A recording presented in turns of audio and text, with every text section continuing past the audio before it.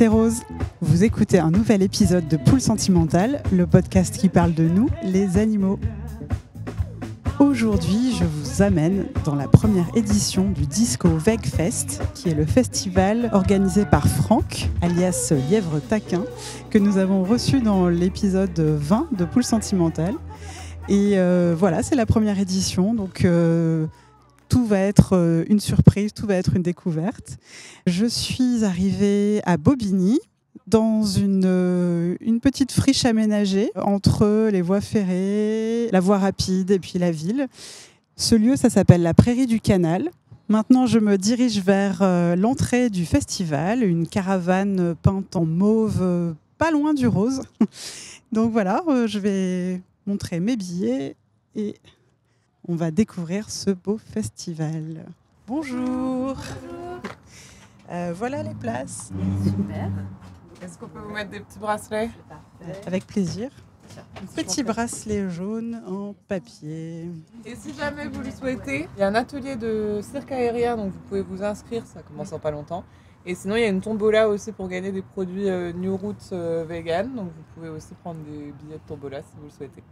Ok, donc on a déjà des billets de tombola, donc on va pas en reprendre, mais on adore New Roots. Un petit sticker si vous voulez, ça peut aussi. Ah, un sticker, joli sticker vert avec la Suisse. Merci beaucoup. Profitez bien. Alors le cirque aérien, c'est pas trop mon truc, donc je vais peut-être aller voir, mais je vais pas m'inscrire. Je suis pas une athlète.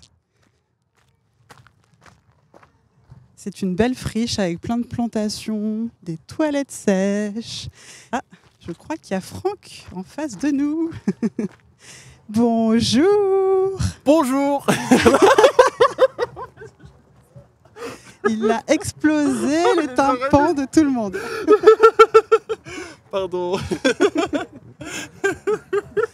Donc c'est bien Franck, on le reconnaît. Le rire et tout. Trop chouette que tu sois la Rose. Merci, merci. Ah oui, pardon, on se vous voit. Ouais, peut-être on peut se tutoyer aujourd'hui. Ouais, allez, soyons fous. C'est immense en fait. Oui, c'est vraiment grand. Du coup, ici, c'est la Prairie du Canal. C'est une ferme urbaine pédagogique qui organise aussi des soirées en plein air.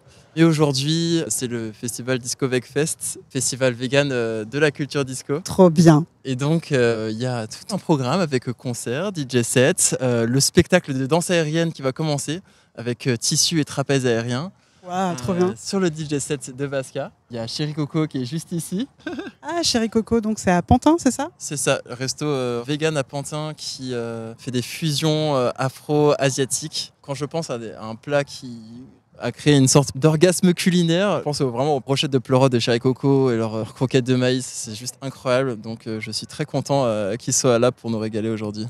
C'est génial. En plus, ils ont un food truck, c'est parfait, quoi. C'est vraiment adapté au festival. Et alors, le festival commence à la Tente Rose, c'est ça ?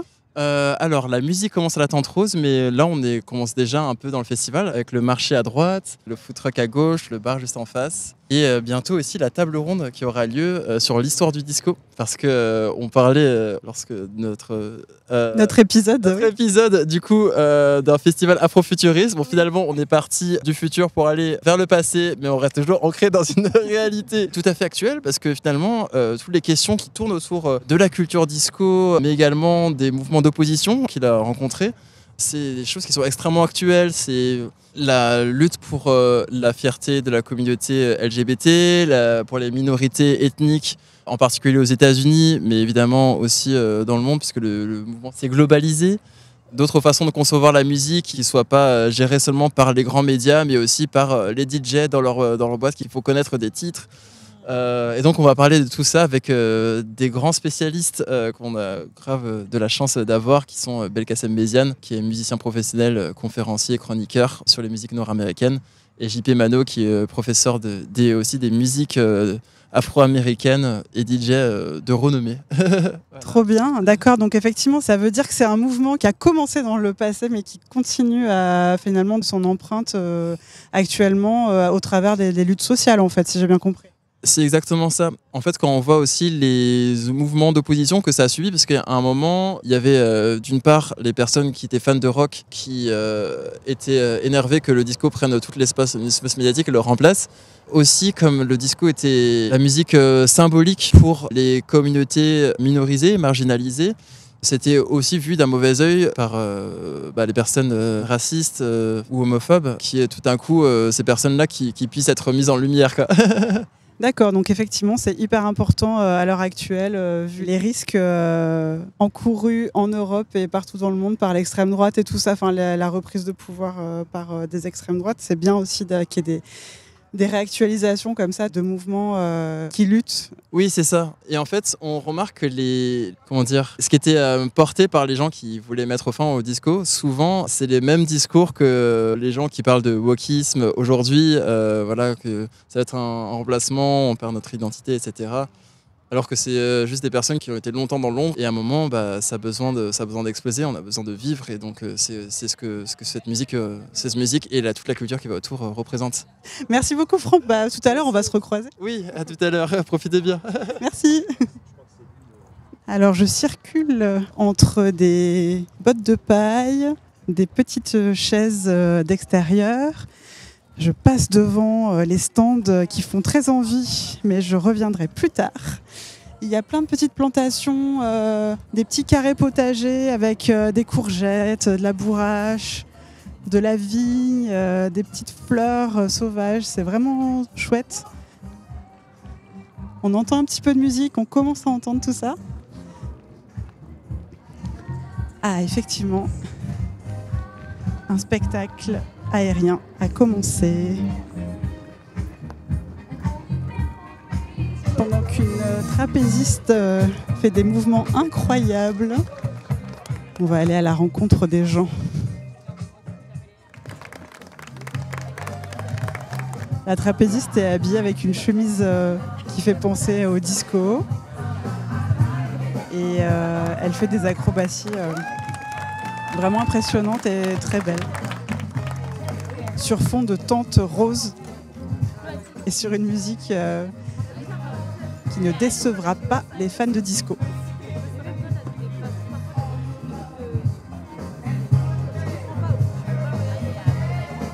Alors, bonjour. Bonjour.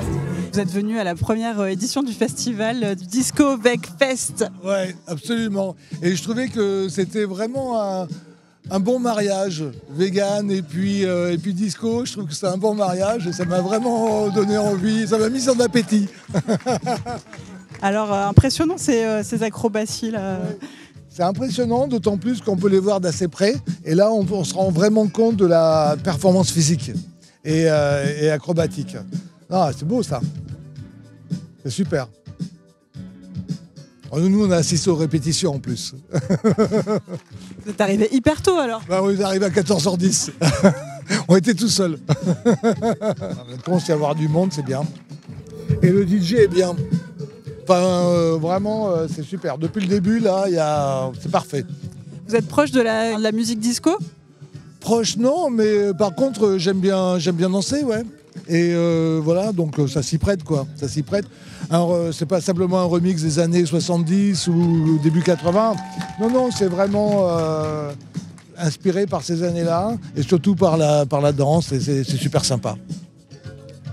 Et alors, qu'est-ce qui vous a amené ici? C'est plutôt disco? C'est en premier lieu le disco et en second lieu le véganisme.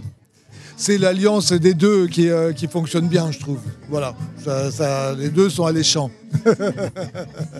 Ok, et donc vous connaissez un petit peu le milieu vegan?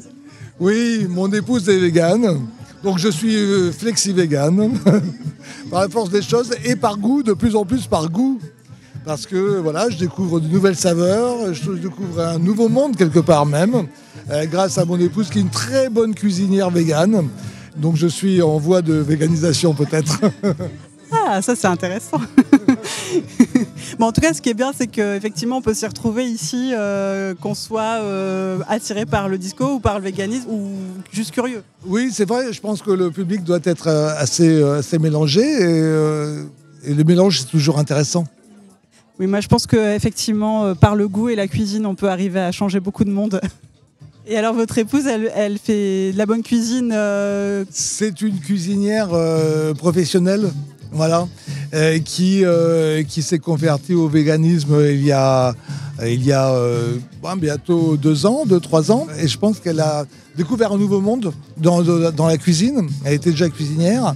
Et donc là, elle se passionne pour cette cuisine végane, toujours la recherche de nouveaux moyens, d'évoquer des nouveaux goûts, etc. Tout ça, c'est vraiment une passion. Et donc, elle travaille actuellement dans un restaurant de plage végane. Nous, on vient de la région de Saint-Malo. Et donc, c'est actuellement le seul restaurant végane de toute la région. Au bord de la plage, une des plus belles plages du coin, donc à Saint-Lunaire, c'est la plage de Longchamp. Et le restaurant s'appelle Petite Nature, tout un programme. En fin de compte, il n'y a pas vraiment de signalétique, mis à part le logo Petite Nature, qui indique qu'on est dans une cuisine végétale. Je crois que c'est marqué un petit peu quelque part. Mais avant tout, on propose des recettes. Et les gens, ils s'arrêtent parce qu'ils sont intéressés par cette recette. Ils ne s'arrêtent pas pour une autre raison. Et il y a plein de gens qui mangent vegan sans prendre conscience, mais simplement, et ils repartent sans savoir qu'ils ont mangé vegan, mais ils sont contents. Ils sont très heureux du plat qu'ils ont dégusté. Comme quoi ça peut marcher en fait. Évidemment. J'irais presque souvent, les recettes véganes de mon épouse sont vraiment très tasty. Elles ont vraiment du goût, etc. Et parfois beaucoup plus de goût que des recettes traditionnelles, etc. Vraiment. Donc vous êtes un peu cobaye pour elle ? Elle teste des recettes sur vous ? En partie. En partie parce que je pense que satisfaire le goût d'une personne, c'est pas pareil que de satisfaire un plus grand nombre, une clientèle de restaurant, etc. Donc moi, oui, je suis un cobaye consentant et heureux. Merci beaucoup. Comment vous vous appelez ? Bruno. Merci beaucoup Bruno.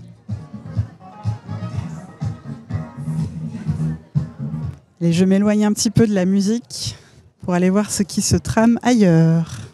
Oh, que c'est beau. Il y a 3 stands de nourriture, vente de livres et illustrations, j'ai l'impression. Et puis des bijoux avec des vêtements très, très, très colorés. On va faire un petit tour sur les stands en question. Bonjour. Enchantée, on se revoit. Oui, en fait, on s'était déjà vu au Noël. Exactement, Noël Rebelle. Donc, on est un podcast, on s'appelle Poule Sentimentale. Et voilà, on s'est dit qu'on allait venir faire un petit tour à ce premier festival disco et vegan qui est magnifique. Et je suis contente de vous revoir. Moi aussi, de même. J'ai un très bon souvenir de vos chocolats, mais là, je vois qu'il n'y a pas de chocolat vraiment. Exactement. Comme j'étais pas sûre de la météo, je me suis dit on va faire un truc tout aussi sympa, on va partir sur du cookie. Donc là, on a un assortiment de plusieurs cookies qui sont tous vegan, of course, et sans gluten. Donc on a toujours les petits classiques du chocolat, par exemple, cookie au matcha. J'aurais pu l'appeler émeraude d'ailleurs. Émeraude parce qu'il est ouvert ? Oui, comme la tablette émeraude au matcha qu'on a, ouais, c'est pour ça. Et dans les favoris, j'ai gardé aussi Bakwa. Donc c'est un cookie avec un cookie à la noisette avec la pâte à tartiner encore coulant à l'intérieur. Ouais. Ça a l'air vraiment très très très très bon. C'est délicieux. Depuis tous les retours que j'ai eus, là, je crois que les gens étaient plutôt contents. Donc c'était plutôt cool. Vous avez l'habitude de faire des cookies ou pas du tout ? C'est un peu une première ? C'était la grande première. Oui, parce qu'en fait, j'ai un petit peu réfléchi. Je me suis dit, le chocolat, je sais que les gens adorent. Mais en été, ils se tournent plus vers autre chose. Donc, j'ai fait des petits tests de cookies, pareil, dans les valeurs, que ce soit accessible, etc. Donc, je voulais absolument faire une collection de cookies sans gluten et qui soit aussi adaptés aux saisons. Par exemple, on a un petit fruit à coque qui est très à la mode en ce moment, n'est-ce pas, la pistache que voici, produit star. Et j'avais aussi envie de faire quelque chose un petit peu fruité. Donc, je suis partie sur un cookie chocolat blanc fraise. Et celui-là, franchement, c'est une grande surprise. On a des petites fraises lyophilisées à l'intérieur, donc ça donne un petit goût sympa avec le chocolat blanc. C'est juste délicieux. Ah ouais, ça a l'air très très bon. Je pense que je vais en prendre un peu. Rappelez-moi le nom de cette magnifique entreprise. Végétalie. Et vous êtes situé où ? Je suis à Tourcoing, dans les Hauts-de-France, à Lille. Donc vous avez fait le voyage exprès pour venir aujourd'hui ? Oui. C'est toujours très important et comme on peut se déplacer, on se déplace. C'est important d'être représenté. Et alors, qu'est-ce qui fait que vous avez fait des produits véganes à la base ? Alors moi, je suis végane de base, ça fait 10 ans. Et pendant tout mon parcours, j'avais envie de participer à la cause et de faire quelque chose. Et comme je suis légèrement douée de mes mains et que j'adore cuisiner, j'ai voulu faire un lien entre les deux. Et je me suis rendu compte en fait qu'il n'y a pas que les véganes en fait qui se privent de nourriture et qui peuvent pas se faire plaisir. Il y a aussi toutes les personnes qui ont des contraintes alimentaires. Et ce que j'entendais souvent de la part de personnes non véganes ou qui n'avaient pas de contraintes, c'est dommage, il y a ça dedans, tu peux pas le manger, tant pis en fait. Et c'était un petit peu ce truc de si tu peux pas, c'est tant pis pour toi et donc il faut un peu subir ça et t'as pas d'autre choix. Et je trouvais ça vraiment dommage. Je me suis dit qu'on peut toujours se faire plaisir, à condition de juste trouver les petites adaptations, les petites choses, etc. Et c'était un challenge pour moi de vraiment créer une marque où, quelle que soit la contrainte alimentaire de la personne, elle puisse quand même repartir avec au moins un produit. Ok, donc Végétalis, c'est inclusif à 100%, quoi, le plus possible. Exactement, le plus possible. Ouais. Trop bien, on souhaite longue vie à Végétalis et à ses cookies, et à ses chocolats, et à ces trucs qu'on rentre dans le chocolat chaud aussi. C'est trop bon, mais on va attendre l'hiver pour ça. Exactement, merci. Merci beaucoup. Bonjour. Bonjour. Moi, je m'appelle Alnine, je suis artiste, autrice en animation, en cinéma d'animation. Et alors aujourd'hui, vous présentez tout plein de belles images. Racontez-nous un petit peu. Oui, toutes les illustrations que j'ai présentées sur mon stand, c'est des illustrations qui sont inspirées de mon projet de série Agent B et Spidey. C'est un projet de série d'animation que je suis en train d'écrire actuellement à Lille. C'est une série qui a pour but de parler des origines très queer et radicales de la disco, enfin très queer et racisées et radicales de la disco surtout. Parce qu'on a tendance à l'oublier, parce que je pense pas que John Travolta soit à l'origine de la disco, mais voilà. Et donc, ça vient d'où la disco, vous pouvez nous dire rapidement ? Oui, ça dépend. Est-ce qu'on veut le commencer dans les années 40 en France ? Parce que oui, en fait, les premières boîtes de danse sont apparues après la Deuxième Guerre mondiale en France. Puis après, ça s'est un peu exporté à l'international. Puis le mouvement disco, concrètement, comme on le connaît tel qu'il est, a commencé dans, je dirais, début des années 70 à New York. Ça a commencé avec des lieux iconiques comme le Loft, le Sanctuary, qui sont des boîtes qui revendiquaient le fait d'être queer. Et aussi, c'était un mouvement qui permettait à pas mal de personnes marginalisées, comme les personnes noires et latinos, de trouver un moment de sécurité, un moment où ils peuvent danser. Et surtout qu'à l'époque, à un moment, il y avait des lois qui interdisaient de danser avec des hommes et des femmes de danser avec des femmes. Donc il y avait un peu cette idée de clandestinité, de danser entre nous. C'était post-Stonewall, par exemple. Il y a eu les révoltes de Stonewall en 1969. Donc après tout ça, il y a un peu eu cette effervescence révolutionnaire. Et ça s'est vu dans les discothèques, par exemple. Si vous voulez, il y a un très chouette livre que je cite beaucoup quand je parle de l'histoire disco, c'est Turn the Beat Around de Peter Shapiro. C'est un critique musical qui a fait un livre pour un peu résumer l'histoire de la disco.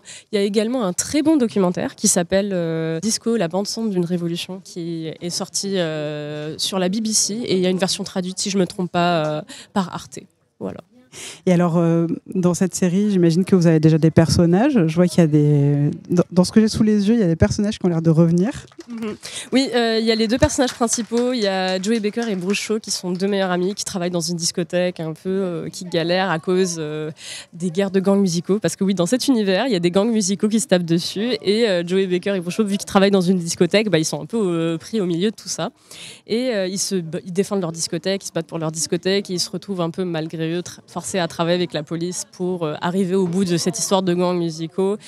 Et au fur et à mesure des épisodes, ils doivent enquêter sur un certain personnage qui s'appelle Timmy Twat, qui représente un peu le punk et les origines noires du punk aussi, parce que le groupe qui a inspiré ce personnage, c'est Pure Hell, qui est un groupe de punk afro-américain qui a commencé aussi à peu près en 1974-1975, vraiment au tout début du punk.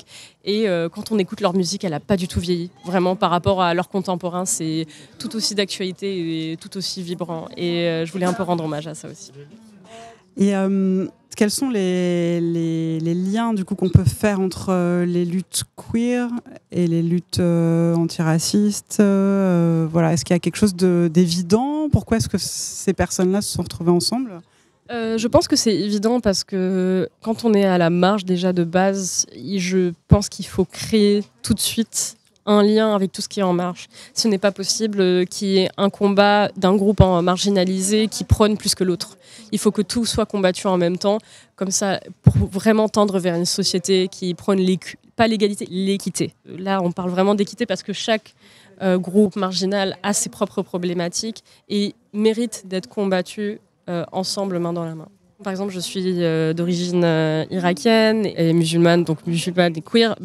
C'est un peu double peine pour moi quand je suis en train de présenter un projet, mais ça ne m'empêche pas de continuer à persévérer. Et ayant conscience de ma position, je veux un maximum essayer de créer un parcours aussi pour les personnes qui derrière moi veulent faire aussi la même chose, qui sont comme moi, qui ont connu les mêmes problématiques que moi, parce que ça c'est un vrai problème dans le milieu artistique, c'est quand on a des personnes minorisées, on est très souvent tokenisé et souvent les seules personnes qui représentent nos communautés et tout, et ça permet aux institutions un peu de se dire ah oui, voilà, on a quelqu'un qui est là pour représenter et c'est bon. Vous voulez dire qu'il y a une tendance à prendre une personne, par exemple, d'un groupe qui serait minorisé et de dire bon bah ok, elle représente ce groupe, donc c'est bon, on a fait le boulot, le groupe est représenté, quoi. Exactement. Et ça ferme les portes à ces personnes, les personnes du groupe derrière en fait, parce que dans ce groupe-là, il y a tellement des vécus, tellement de choses riches, parce que moi je suis irakienne, mais je ne représente pas tous les Irakiens, je suis queer, mais je ne représente pas tous les queers. Donc je prône cette diversité. On doit tous mettre nos luttes en commun et aller ensemble. Ok, où est-ce qu'on peut voir votre travail ? Vous pouvez bien sûr me suivre sur Instagram, c'est niavant.lenard, ou vous pouvez suivre sur TikTok, c'est Agent B, Spidey, le nom du projet de la série. C'est plutôt simple, Agent B, Spidey, voilà. Merci énormément. Bonne journée. Merci. J'arrive au resto Chéri Coco, qui est un food truck installé pour l'occasion, mais qui est un resto à Pontin aussi. Bonjour. Bonjour. Je vais prendre des croquettes de maïs et des brochettes pleurotes rôties, s'il vous plaît. Ok. Tout ça, c'est brioche perdue avec crème de kumquat et framboise. Ah, crème kumquat, waouh. Ça me tente, mais je vais voir. D'abord, je mange le salé, après je verrai. Merci. On fait griller les brochettes de pleurotes. Ça, c'est croquettes de maïs. Ça a l'air trop bon. C'est des croquettes avec une sauce, une sorte de mayo, et par-dessus des graines d'alfalfa. Parfait. Bon appétit. Merci beaucoup. Au revoir. C'est pour savoir si vous êtes venu de vous-même ou c'est Franck qui vous a... Alors nous, on a un podcast, on s'appelle Poule Sentimentale, et on a notre dernier invité en date, c'était Franck, justement. Okay. D'accord. Et vous êtes là comment ? On fait partie de l'association BC Saka Afro Vegan Fest et on est une association qui a créé le premier festival Afro Vegan de France. Le premier, il était en mars dernier et à la base, c'était vraiment juste un truc comme ça. On est 4 dans l'association, on est 4 membres fondateurs. C'était juste comme ça parce qu'on voulait promouvoir la culture végétale dans les cultures afro-caribéennes. On montrait que c'est quelque chose qui a toujours existé et que nos grands-parents faisaient déjà et qu'il fallait du coup remettre un peu en avant cette alimentation-là. Donc à la base, c'était voilà, histoire de faire un petit truc. On attendait 30, 50 personnes et on a eu 200 personnes. C'était génial et du coup, on s'est dit ok, donc il y a à la fois une demande et aussi de la curiosité. Et donc, suite à ça, on s'est dit qu'il fallait qu'on en fasse un deuxième.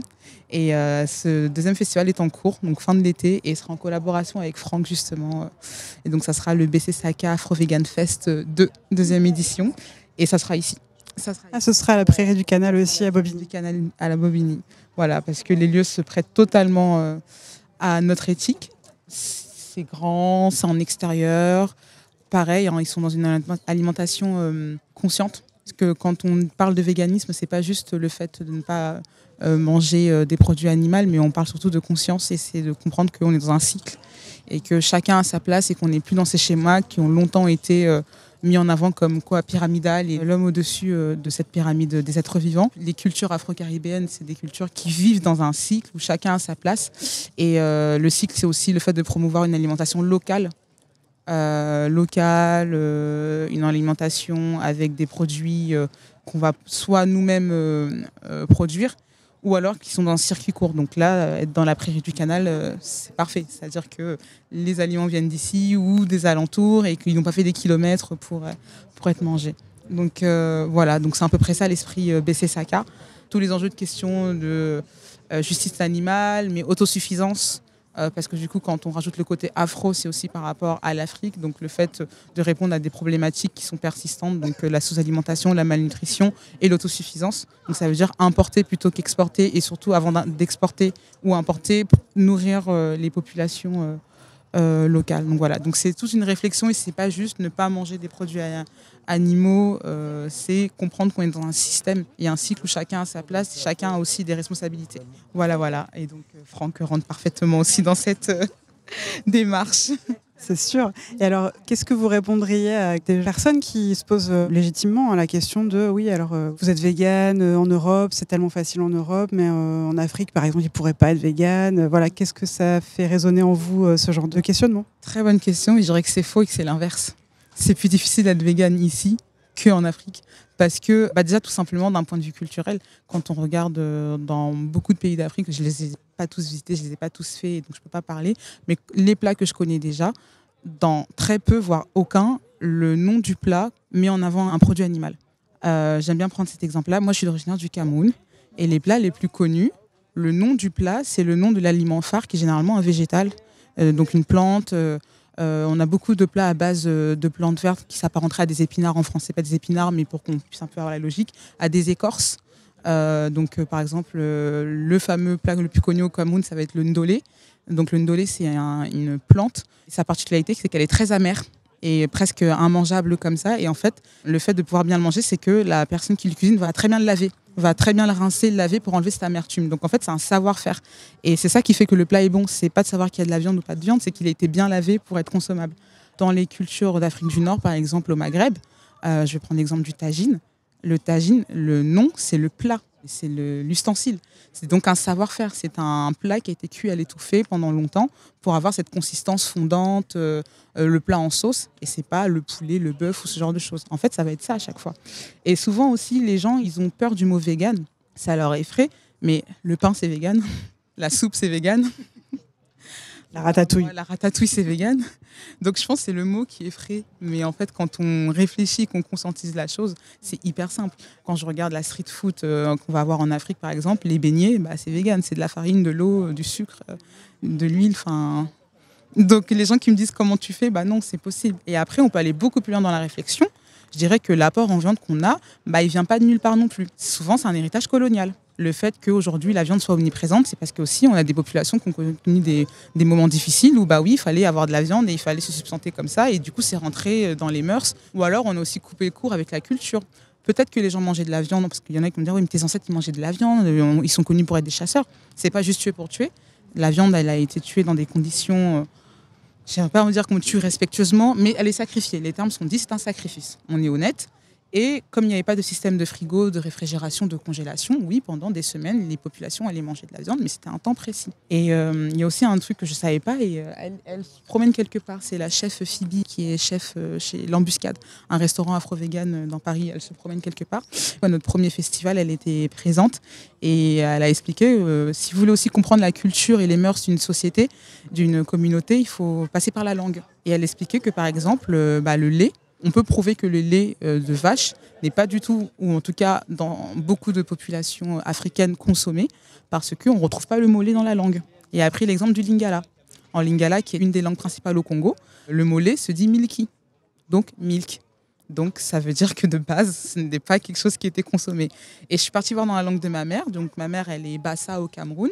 Et pareil, le mot lait, si je ne me trompe pas, mais en tout cas de ce que j'ai vu, c'était milki aussi. Donc voilà. Donc là, on voit bien le côté colonial. Là, pour le coup, on le voit bien, et de toute manière, on le voit même encore aujourd'hui, parce que quand on va aller dans certains pays, le lait il est consommé sous forme de poudre. C'est le lait en poudre, nido, ce genre de choses. C'est même pas le lait qui a été fraîchement trait de la vache. C'est du lait en poudre qui est fait par Nestlé. Donc moi, je veux bien qu'on rentre dans un débat et qu'on discute, il n'y a aucun souci, mais du coup, me parler de culture africaine et de produits animaux viande, non. Non. Mais voilà, ça c'est un exemple parmi tant d'autres. Et encore, je ne suis pas experte en la question. Il y a des personnes qui pourront encore mieux vous en parler. Mais sur des simples choses du quotidien, on peut déjà voir que le véganisme et l'afroculture font pair. Voilà. Mais par contre, le lait, j'imagine que comme nous, on est des mammifères en tant qu'humains, on a du lait quand on fait un enfant. Oui. Donc il y a bien un mot pour désigner ça, mais c'est peut-être pas le même mot. Voilà, ce ne sera pas le lait de vache milk qui a sûrement lui aussi une origine précise. Il y aura du lait qui doit être consommé, ou alors peut-être du lait de chèvre, ce genre de choses, parce qu'il faut aussi voir quel élevage il y avait dans les alentours. Et souvent en Afrique, ça va être des élevages de chèvres, ce genre de choses. Et même, c'est aussi prouvé scientifiquement que beaucoup de personnes afrodescendantes sont intolérantes au lactose et au gluten. Parce que historiquement, ce n'est pas des choses qu'elles mangeaient et qui ont été importées. Il y a eu les enjeux avec la colonisation. Et après, en France, il y a des plats où on va mettre la viande au centre du plat. Enfin, la viande va être au centre, mais parce que du coup, c'est typique de l'évolution qu'ils ont eue. Et oui, ok, qu'il y a des blanquettes de veau, du bœuf bourguignon, parce que sûrement ça a évolué comme ça. Et encore, moi, j'ai envie de dire que si j'enlève le bœuf, ça va être moins choquant que si j'enlève le vin dans le bœuf bourguignon. C'est mon avis. Et dans votre festival, rappelez-moi le nom du festival. BC Saka. Il y aura de la musique, j'imagine? Bien sûr, toujours. Pour les cultures afro-descendantes, la musique, elle est inévitable. Ça fait partie aussi du style de vie. C'est aussi un style de communication. Donc, il y a de la musique, il y a des conférences, des tables rondes avec des personnalités assez importantes, soit dans la communauté afro, soit dans la communauté végane, soit les deux réunis. Et bien sûr, des stands de nourriture, parce qu'il faut aussi convaincre les gens. Parce que parler, c'est bien bon, mais il faut aussi leur expliquer que ce qu'ils mangent, c'est bon, c'est nutritif et c'est accessible surtout. Voilà. Ah, merci énormément. Votre prénom, c'est? Athéna. Magnifique prénom. Merci beaucoup.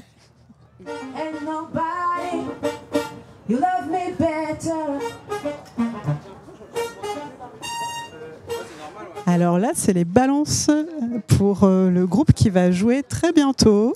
Il y a 1, 2, 3, 4, 5, 6 personnes sur scène. 2 chanteuses.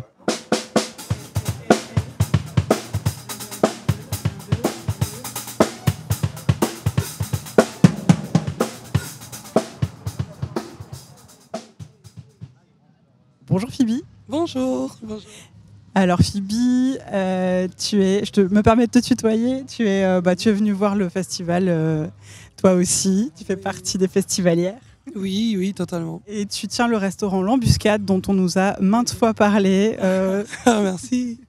Alors qu'est-ce que c'est L'Embuscade? C'est un lieu, un restaurant? Alors c'est un restaurant afro-vegan, mais c'est aussi un ramerie, un bar à cocktail et un lieu de vie là où on danse jusqu'à 5h du matin. Et on y mange jusqu'à 23h, je tiens à préciser. Parce que si on arrive à 1h du matin, moi je suis déjà parti. Maintenant on va jusqu'à 5h du matin aussi. Ah ok. Ouais, on a DJ qui arrive à 23h et voilà, on danse sur des sons afro, hip-hop, un peu éclectique, un peu tout. On fait des événements, voilà, des fois on fait aussi des concerts. Et alors, pourquoi est-ce que tu as voulu fonder ce restaurant? Je voulais cuisiner, je voulais partager ma cuisine. Je voulais devenir cuisinière parce que je n'ai pas fait d'école, je suis autodidacte. J'adore cuisiner et je voulais plutôt faire quelque chose que j'aime, partager une cuisine que moi-même je cuisine à la maison et quelque chose que j'apprécie. Et ça n'existait presque pas à Paris. Voilà, en prémisse, c'était pour ça. Et en fait, de l'idée, ok, on va faire du vegan, ok, on va faire afro-vegan ou quelque chose qui nous ressemble plus, de changer quelque chose qui n'est pas forcément des petites salades de quinoa ou des burgers. Ça nous a amené à faire vraiment des recherches, à découvrir un véganisme totalement différent. C'est-à-dire qu'on appelle ça afro-véganisme. On a découvert vraiment ce concept qui est pour nous, pour moi, pour Patrick, pour les personnes afrodescendantes qui se disent véganes, c'est un retour aux sources en fait. C'est une façon de se rendre compte que le véganisme, c'est pas quelque chose qui est réservé à l'Occident. C'est pas quelque chose qui a été inventé ici en Europe ou à l'Occident. C'est quelque chose qui existe aussi en Afrique, qui existe aussi en Asie. Ça a toujours existé. C'est juste que on a, comme ici avant, on a poussé la consommation de la viande vraiment dans le public. Ça nous a ouvert les yeux. Et ça nous a vraiment ouvert des portes. Ça nous a fait faire un voyage en interne, vraiment. À découvrir, voilà, en fait, je ne suis pas en train d'adhérer à un mouvement qui ne m'appartient pas. C'est quelque chose qui m'appartient. Et voilà, je suis là aussi avec mon ami Mama Café, qui est aussi végane, qui est de la Côte d'Ivoire. D'ailleurs, vous parlez aussi avec deux afro-descendantes. Moi, je suis métisse, elle est de la Côte d'Ivoire et végane totalement aussi. Et ça fait plaisir de voir que c'est un mouvement qui grandit de plus en plus aussi en France et en Occident. Des afro-descendants qui retrouvent le véganisme, le plaisir de cuisiner à base de végétal dans leur culture, voilà, dans notre culture. Donc ça veut dire que vous avez découvert, en faisant des recherches pour la cuisine, que en fait le véganisme était bien plus ancien que ce qu'on pensait et que ça vous appartenait finalement. C'est en faisant le resto que vous avez découvert ça? C'est en faisant le restaurant qu'on a découvert en fait qu'il y a plein de recettes. Les recettes de grand-mère ou les recettes de base en fait. C'est drôle parce que moi j'adore la cuisine sénégalaise. J'ai vécu avec beaucoup de Sénégalais ici en France quand je suis arrivé. Parce que j'étais un peu un artiste, donc j'aimais bien faire la peinture. Donc j'étais dans un squat de Sénégalais et on cuisinait tous les jours sénégalais. Les plats phares, le mafé, le yassa, le tiep. Et c'est en faisant ces plats-là que moi, par exemple, j'étais très coincé un peu. On va dire que pour moi, de faire un mafé légumes, je ne voulais pas. Par disant respect pour le plat. Mais c'est en rencontrant d'autres Sénégalais qui me rappellent que, en fait, mais ce qui fait un mafé, ce n'est pas le poulet, ce n'est pas la viande, ce n'est pas le poisson que tu mets dedans. Déjà, tu peux faire un mafé poisson, par exemple. Mais alors, tu peux faire un mafé légumes. Ce qui fait le plat, c'est les épices. Et par exemple, le mafé, c'est la pâte d'arachide. Et c'est la recette. C'est la façon de cuire. C'est la connaissance de tes épices, de tes produits que tu mets dedans. Donc, ça nous a vraiment ouvert l'esprit, les yeux, on va dire. On s'est rendu compte que les classiques plats français, par exemple, la pièce de viande et les frites ou les légumes à côté, c'est beaucoup plus compliqué à reproduire qu'un plat en sauce, comme un dolé ou un mafé ou un tiep. Parce qu'il y a beaucoup plus de végétal et de légumes et d'épices dans ces plats-là. Et c'est là où, en fait, on s'est rendu compte que, bah oui, c'est toujours un mafé. Ça nous a fait rencontrer plein d'afro-descendants qui étaient aussi à la recherche, la même recherche que nous, de se dire, ok, ma façon de consommer la viande ou de consommer la nourriture ici en Europe est très mauvaise pour ma santé avant tout, parce qu'on va dire qu'en venant de quartiers populaires aussi, on a tendance, c'est pas qu'on a tendance, on nous a limite imposé la mauvaise bouffe, la malbouffe, la cuisine qui coûte pas cher à faire, qui est souvent du poulet. Maintenant, je vais parler aussi des États-Unis. Les Afro-Américains, ils vivent vraiment une révolution culinaire chez eux.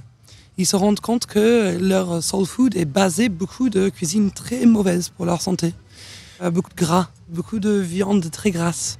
Et la différence avec le véganisme occidental, c'est là où ça clash un petit peu, je trouve, c'est que nous, on recherche, avant tout, c'est une recherche pour la santé. C'est une recherche pour se dire, ok, là, je suis en train de manger un poulet tous les 2 jours qui est blindé d'antibiotiques. Et soi-disant dans ma culture que j'ai adoptée, qui est devenue une habituelle, c'est je mange du poulet tous les jours. Voilà, qui devient un cliché déjà, qui est raciste, mais qu'on adopte nous-mêmes aussi. Et on se rend compte à quel point, en fait, c'est juste une question de 1 ou 2 générations. L'être humain peut s'adapter et adopter très facilement un régime alimentaire. Et ça devient une culture. C'est un peu comme, par exemple, le grec. Ici, à Paris, j'ai trouvé, ça n'existe pas depuis 20 ans ou 30 ans. L'histoire de manger un tacos ou je ne sais pas comment vous appelez ça, une fajita ou un grec avec la viande du grec dedans. Ça a été adopté. Et on peut maintenant chercher dans nos cultures quelque chose qui est différent, quelque chose qui est meilleur pour la santé. Et donc, on a tendance maintenant à se respecter plus nous-mêmes. Et avec ça, ça vient aussi avec le respect pour les animaux, pour la nature. Donc, souvent, les afrodescendants vont, par exemple, chercher du bio. Ils vont manger bio avant de devenir vegan. Et c'est par ce voyage-là, par cette route-là, où ils vont quand même commencer à manger beaucoup moins de viande. Et ils vont aussi commencer à se dire, mais en fait, si je fais une recherche philosophique en intérieur, je me rends compte que je ne veux pas forcément manger de la souffrance animale. Et voilà. C'est pas si loin que ça d'un véganisme, on va dire, occidental ou européanisé. Non, pas forcément. C'est juste que, par exemple, moi, je suis né en Angleterre. Je suis anglaise de base. Après, j'ai grandi en Italie. J'ai vécu au Congo, mais j'ai grandi vraiment dans un pays très, très occidental, où tu as beaucoup de cultures. J'ai mes propres origines, mais on a beaucoup de culture anglaise. Donc j'ai grandi avec la culture occidentale des animaux, c'est dans la maison aussi. On a beaucoup des animaux de compagnie. Les Anglais sont très avancés déjà dans le respect des animaux, de la nature. Et donc mon véganisme il vient de là. Mais le véganisme des afrodescendantes ne viennent absolument pas de là. Ça vient de la santé, avant tout. On mange pour notre santé. On nous a empoisonnés depuis 100 ans. Et là, je refuse de manger encore des abats. Même si c'est devenu ma culture, je vais quand même rechercher les mêmes saveurs, mais pour ma santé, parce que leur taux de diabète est beaucoup plus élevé que le taux de diabète des Américains blancs. Par exemple, même les maladies cardiovasculaires chez eux aussi, c'est beaucoup plus élevé. C'est parce qu'on leur a un peu imposé cette cuisine, qui est une cuisine pauvre à base de graisse, énormément de viande grasse. Voilà. Pourquoi est-ce qu'on leur a imposé Vous pouvez rappeler un petit peu l'histoire du fait de manger des abats, je suis pas vraiment la spécialiste là-dedans, hein, mais bon, j'ai lu juste quelques articles, quelques livres, et je suis aussi quelques personnes, chefs très phares de la cuisine afro-végane de là-bas. Ça vient de l'esclavage en fait. On leur donnait ce que leur patron ne voulait pas manger. Donc, c'est-à-dire les queues de, comment on appelle ça, les queues de bœuf, pardon. Les queues de bœuf. Les abats, ce qu'on ne mangeait pas, et il fallait qu'ils frient ça, dans de l'huile, donc c'est très gras. Voilà, pour faire très court. Hein. Oui, en gros, c'était moins cher de les nourrir comme ça, ouais, d'accord. Ensuite, ce qui est hyper intéressant avec leur cuisine, c'était très créative. Ils ont adopté aussi une vraie culture de la cueillette, je crois que ça se dit comme ça en français. C'est très intéressant. C'est très intéressant. Ils sont tellement créatifs. Par exemple, les pissenlits, les plantes comestibles que leurs patrons ne mangeaient pas, eux, ils ont cueilli, ils ont appris à les cuisiner. Aussi parce que, c'est des esclaves qui viennent d'Afrique de l'Ouest, Afrique centrale. Donc, j'adore aussi étudier ce voyage et cette transmission de connaissances. C'est-à-dire, par exemple, tu as aussi du niébé qui vient d'Afrique. Le haricot niébé, c'est un haricot cornille que les esclaves ont amené en Amérique, aux États-Unis, et c'est devenu vraiment leur culture là-bas. Black Eyed Peas, par exemple, les Jamaïcains, ils cuisinent ça vient d'Afrique. Voilà. Donc ça existe aussi, beaucoup de végétaux, végétal là-bas, il y a beaucoup de cuisine végétale. Donc c'est toujours un retour aux ressources, c'est qu'ils font là-bas. J'adore entendre parler de cette histoire, je trouve ça assez fou en fait. Effectivement, l'approche complètement différente, mais qui se rejoignent. En fait, ce que je trouve génial, c'est que ça se rejoint de toute façon. En fait, qu'on le prenne par le prisme d'abord des animaux exploités, ou qu'on le prenne par le prisme des personnes humaines exploitées aussi. En fait, on en vient à la même conclusion, qui est qu'il faut arrêter d'exploiter les autres. C'est ça. En fait, quand on apprend aussi à se respecter soi-même et à s'aimer soi-même, je trouve que c'est plus difficile à maltraiter son prochain. Et par extension, du coup, les animaux. C'est comme on dit ici, si tu traiterais mal un chien, mais pourquoi tu vas manger ou maltraiter un cochon ? Ça revient, c'est un peu la même chose, voilà. D'ailleurs, il y a un chien qui est parmi nous. De nous, oui. Je sais pas où elle est partie là-bas. Oui, c'est Chérico. Qui est Chérico ? C'est mon chien d'amour, C'est mon chien que j'ai depuis 14 ans, qui est là, qui me suit, c'est un peu la vedette aussi de l'embuscade. Et voilà, j'ai de la chance de travailler dans un restaurant vegan où je peux amener mon chien. De moins en moins maintenant parce qu'elle commence à être un peu vieille. Le soir, je ne sais pas si vous êtes venu le soir manger, elle n'était pas là. Voilà, elle reste à la maison dormir avec moi. Donc, comme moi, je reste à la maison aussi. Super. Et alors, qu'est-ce que vous êtes venu chercher ici dans ce festival, ou qu'est-ce que vous avez trouvé que vous n'étiez pas venu chercher, par exemple ? Avant tout pour manger. Parce qu'il y a Chéri Coco déjà qui est là. Pas Chéri Coco le chien, Chéri Coco le restaurant à Pantin. C'est des très bons amis, j'adore leur nourriture et il faut leur donner de la force. Il y a aussi Végétali qui fait des très très très bons produits à base de chocolat. Elle travaille le chocolat, c'est une vraie chocolatière. Je crois qu'elle est basée à Lille si je ne me rappelle pas. Donc dès qu'elle passe à Paris, je viens la voir, c'est sûr. C'est pour la soutenir, c'est pour soutenir Franck. J'adore le disco. Je suis grand fan de musique disco.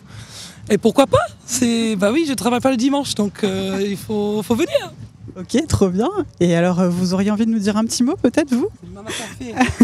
Mama Café. Je l'ai appelé tout de suite, je dis attends, il y a un truc qui va te plaire. Bon, ben voilà, c'est Phoebe qui m'a invité au festival. Bon, l'endroit est déjà pas mal, vraiment bien. La nature, à manger des feuilles, des légumes. Et puis ouais, moi j'aime bien manger aussi. Hein. Bon, bah ouais, on s'est tous réservés, Phoebe et moi. On n'a pas mangé ce matin pour venir au festival. Pour mieux s'en mettre, c'est cool quoi. Bon, moi je suis végane. Bon, vous appelez ça végane, on appelle ça Aital. You know? Chez les Rastas, on appelle ça Aital. C'est la même chose que vegan, mais c'est peut-être un chouïa plus deep, peut-être. Ouais. Mais voilà quoi. Dans le cheminement, Aital et vegan. Ouais, je peux dire que c'est un peu plus deep dans la manière d'exécuter notre food, notre manger. Est-ce que vous êtes Aital de naissance Non, je ne suis pas Aital de naissance. Je suis devenue Aital, je pense qu'il y a au moins 20 ans maintenant, quand même. Ouais, le jour où j'ai compris que... Bon, c'est une chanson là, de reggae qui chantait en fait que notre corps, là, on n'était pas des...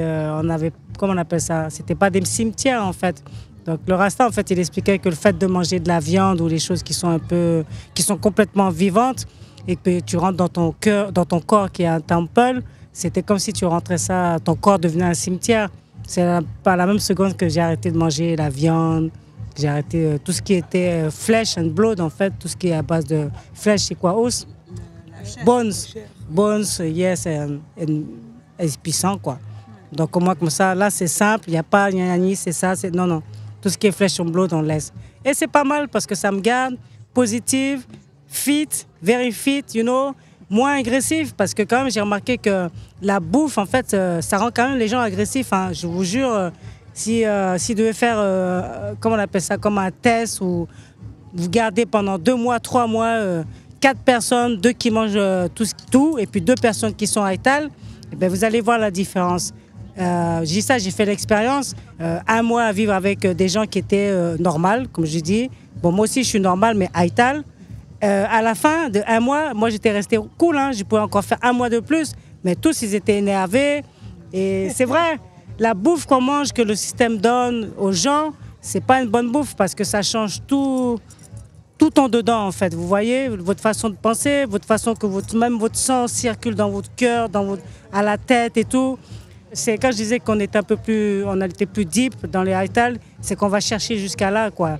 La compréhension, comment ça se passe, le chimique, ici dans la tête, vous voyez, jusqu'au cœur, jusqu'aux pieds. Et c'est vrai que quand même Aital, ça aide pas mal. Hein. En tout cas, moi, ça m'aide dans ma vie. Donc c'est de l'énergie. C'est une propre énergie même. Ouais. Donc voilà, c'est comme ça qu'il y a 5 ans que j'ai rencontré, je marchais là-bas à Pigalle, je vois un restaurant Aital, vegan. Donc j'ai dit, je vais aller. Je me suis fait embuscader.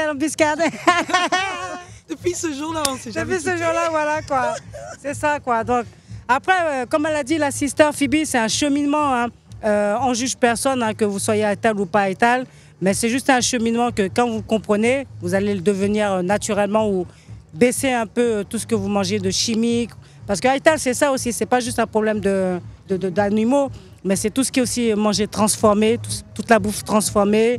Tout ce qui est chimique, comme tu as parlé des chickens qui avaient plein d'antibiotiques, mais aujourd'hui, il y a des chickens qui sont faits dans les laboratoires, des poissons qui sont faits dans les laboratoires. Donc, c'est là où ça commence à devenir dangereux. Donc voilà, moi, c'est Mama Café, MAMAKA2FE. Je fais du reggae, j'ai une nouvelle chanson, un nouveau clip vidéo qui vient de sortir. Et voilà, donc je vous invite, c'est Dancing Groove. Voilà, big up l'embuscade, big up la poule, c'est ça, vous appelez la poule? Poule sentimentale. Poule sentimentale, ben, big up la poule sentimentale, et puis au plaisir. Merci beaucoup, Mama Café. Say ya too small, you still can choose. Say ya too old, you're not too old to move. Say ya too young, just get in the groove and move. Put on your dancing shoes. Get in the dancing mood. This is the dancing crew. Can you hear? The dancing crew.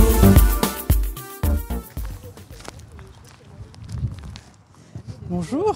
Je vous vois avec un petit micro. Oui, mais est-ce nous, que... on a vu Pulse on vous connaît. oui. C'est vrai On t'écoute, évidemment. Mais oui. Cool. Bien sûr. Franck m'a dit tout à l'heure que vous faisiez un nouveau podcast vegan. Exactement. Et le premier épisode sort très bientôt. Voilà. Ça s'appelle comment ? Las Vegan Parano. C'est très marrant comme titre. Mais en tout cas, on s'amuse bien. Vraiment, on s'amuse bien pour le faire. On a enregistré notre premier épisode toutes les deux, donc Chris et moi. Enfin, on se connaît depuis très longtemps. Je sais pas essayer de dire sur moi, mais oui, on est des amis de très très très longue date et on habitait dans la même copropriété, puis on s'est éloignés. Et en fait, grâce aux réseaux sociaux, tout de même, on découvre qu'on est vegan toutes les deux, qu'on est sportive, et puis on se retrouve à Paris pour des cafés, papotage. Et puis on se dit, attends, mais non, c'est surtout toi, mais je pense que oui, tu as lancé l'idée du podcast. Et c'est comme ça que l'idée est née. Et puis voilà, c'est un beau projet à deux. Et puis on avait aussi envie d'avoir un projet où on soit vraiment aligné à 100% avec nos valeurs, avec nos façons de manger, de vivre, de voir le monde. Finalement, c'est ça, hein, être vegan, je pense que c'est ça aussi. Et ça peut être comme la musique ou le cinéma. C'est vraiment quelque chose qu'on a en soi qui est le moteur un peu de beaucoup de choses. Donc le faire en s'amusant avec une copine et en rencontrant des gens comme Franck, c'est super parce qu'il y a quand même une bienveillance et un partage de valeurs qui est cool, ça fait du bien. Génial. Et c'est quoi le principe du podcast ? On va interviewer des gens, on cherche des informations et on essaie de les rendre le plus intéressantes possible, mais aussi on essaie de casser les clichés. C'est-à-dire que le cliché vegan d'une personne qui est sous-nourrie, qui est triste à mourir, que les végans sont chiants, sont extrêmes, etc. On n'y croit pas du tout. Et justement, on voudrait véhiculer d'autres façons de voir les végans. D'ailleurs, nous, on ne se reconnaît pas du tout dans ces espèces de clichés. Pour nous, on s'amuse vraiment bien, on vit normalement, et puis c'est pas s'exclure que d'être vegan. Au contraire, c'est plutôt s'inclure dans une société qui est justement inclusive. On aimerait bien changer un petit peu le monde tout en s'amusant et tout en créant des choses nouvelles. C'est un podcast qui est dédié à tous les gens qui aiment bien manger et qui ont ne serait-ce que une envie de revoir leurs habitudes et peut-être une montée d'empathie qui est plutôt rare en ce moment, donc c'est plutôt à la baisse comme sentiment. Mais je pense que oui, il faut démystifier un peu, démocratiser et y mettre un peu de second degré d'humour comme on fait avec Isabelle, parce que c'est un sujet, on peut être engagé politique aussi en s'amusant. Je pense que c'est peut-être le secret d'ailleurs. Ouais, et on met aussi de la créativité parce que l'aspect visuel et l'aspect créatif, parce qu'on est toutes les deux des personnalités créatives à la base. C'est pas notre métier de faire des podcasts. Notre métier, c'est de manier la langue comme Chris le fait, l'italien et le français, et de faire de la musique. Oui, moi je suis DJ et designer graphique, et donc on essaie de faire quelque chose qui ressemble vraiment à nos goûts. Donc créativité, inclusivité, mode de vie ouvert à tout le monde, c'est ça votre principe ? Voilà, on va faire des petits reportages, des grandes interviews, et il y aura aussi un aspect visuel très important. Il y aura du contenu, ça c'est sûr. Génial, merci beaucoup. C'est trop sympa, merci. Merci pour le sentimental parce que oui, merci pour le sentimental, on écoute. Donc on est honorés, merci beaucoup.